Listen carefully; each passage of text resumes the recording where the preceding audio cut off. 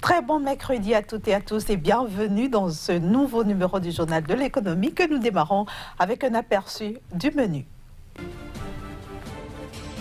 21e session du comité intergouvernemental d'experts de l'Afrique de l'Ouest. Elle se tiendra du 27 au 29 juin prochain à Cotonou.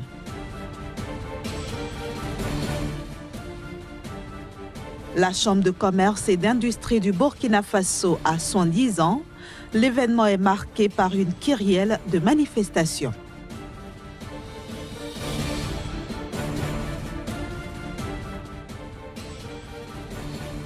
Enfin, les paysans vulnérables du Togo disposent de stocks d'engrais pour la campagne agricole 2018-2019.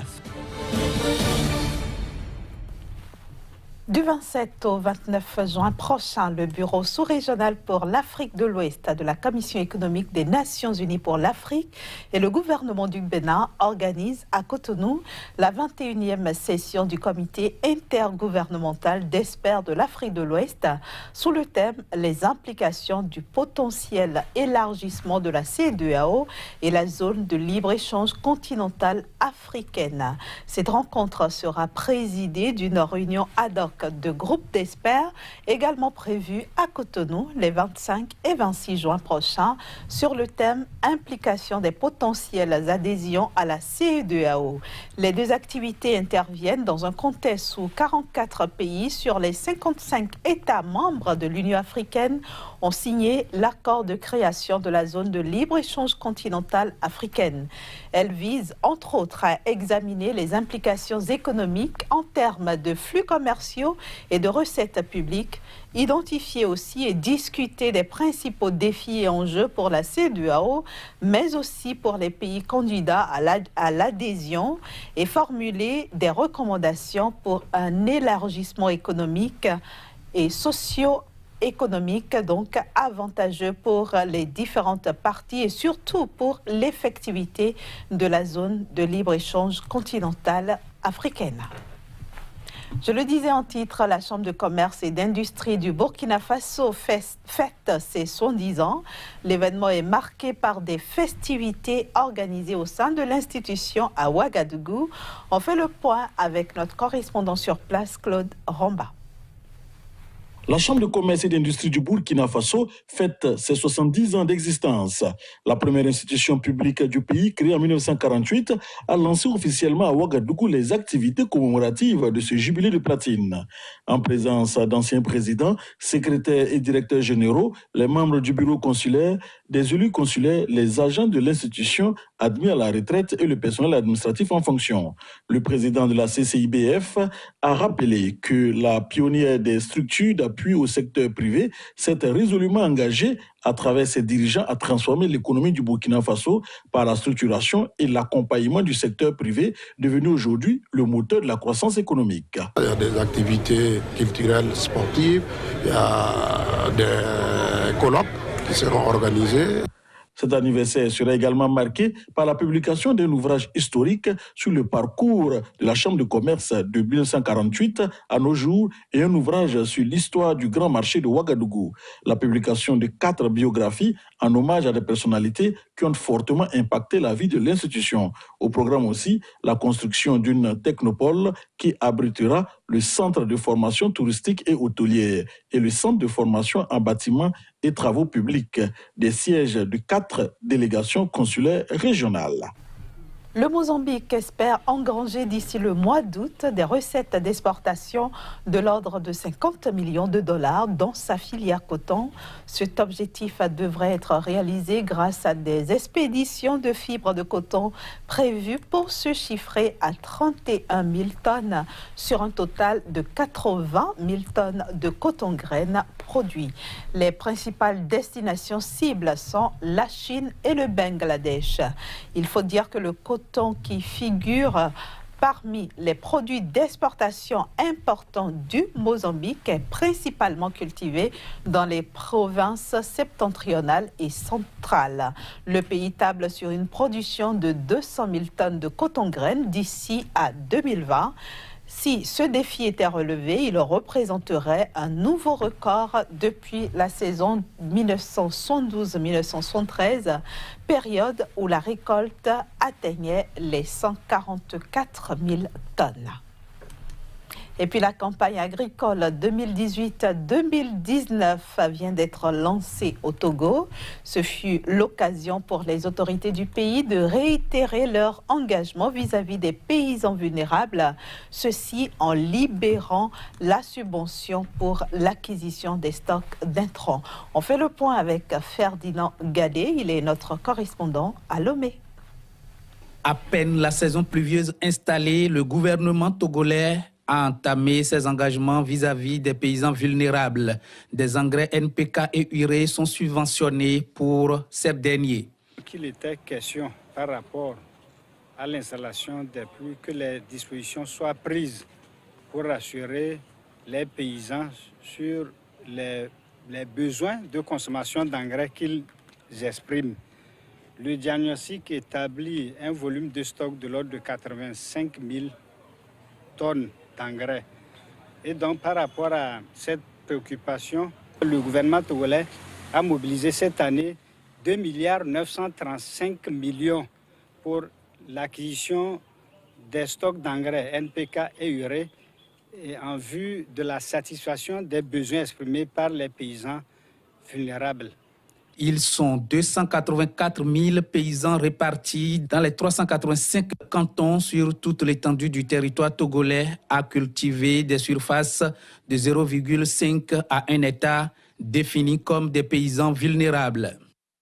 Il est demandé aux sociétés privées de créer minimum un point de vente dans chaque canton. C'est-à-dire que le gouvernement engage cette réforme pour satisfaire les demandes, mais surtout avec le souci de rapprocher les stocks des paysans dans leur lieu de résidence.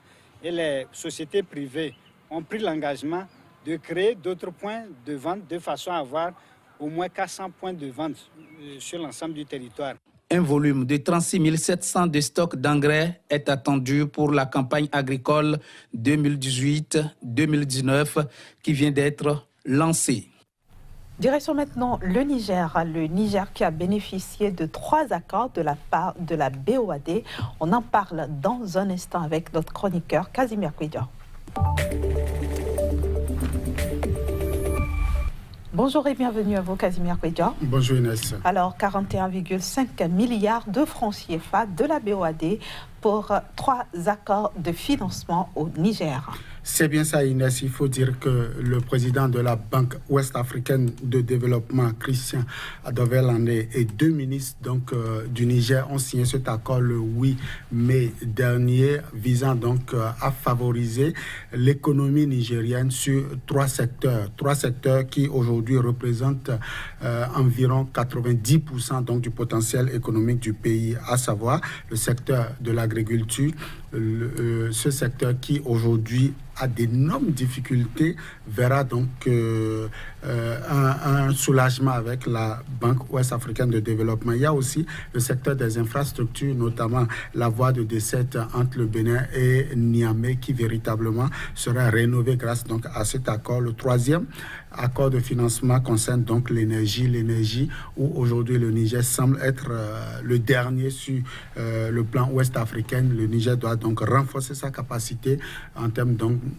d'accès des populations à l'énergie, mais aussi des petites et moyennes entreprises. Donc voilà les 3 secteurs prioritaires aujourd'hui donc de cet accord de financement.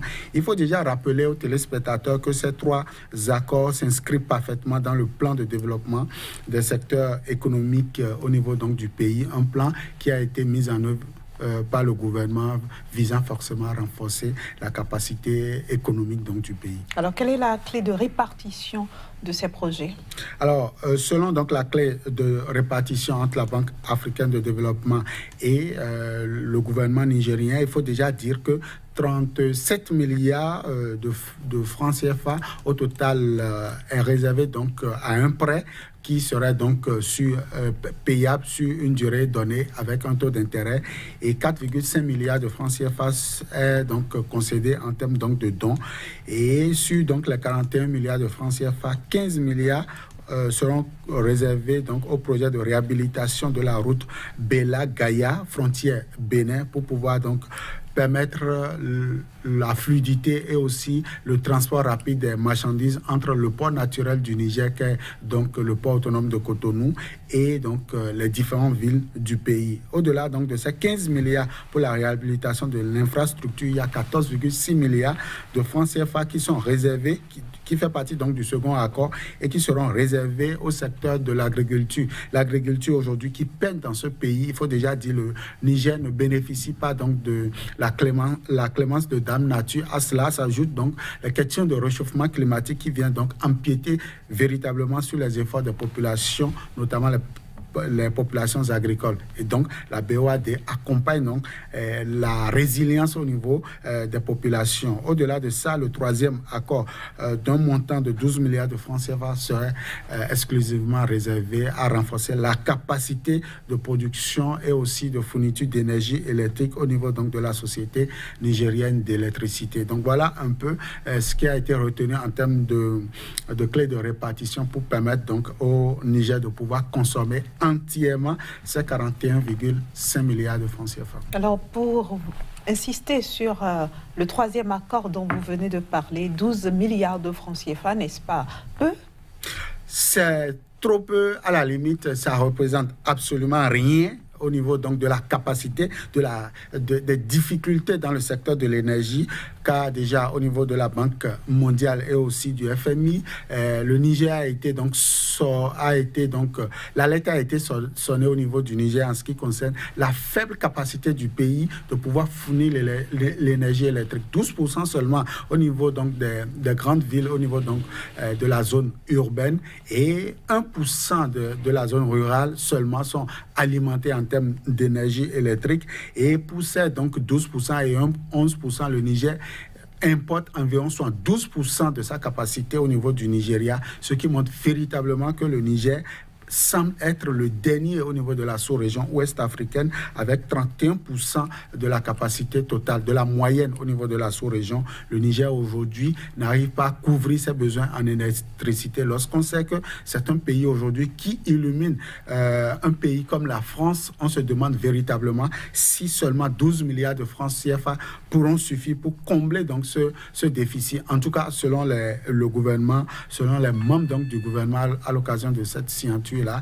il va falloir trouver d'autres partenaires techniques et financiers pour véritablement venir à bout des questions de l'énergie au niveau du pays. Merci beaucoup, Kazmi Kouidior. Merci pour toutes ces explications. La BOAD, donc, qui a accordé 3 financements au Niger d'un montant global de 41,5 milliards de francs CFA. Avec vous, vendredi, nous allons certainement aller dans un autre pays. Cette fois-ci, le Sénégal, pour comprendre aussi les efforts que ce pays fournit en termes donc, de dotation d'énergie pour les populations. À vendredi, donc. Voilà, chers amis téléspectateurs, ce sera tout pour ce numéro de votre journal de l'économie. Merci de nous avoir reçus chez vous. Retrouvez toute l'équipe dès vendredi dans un nouveau numéro.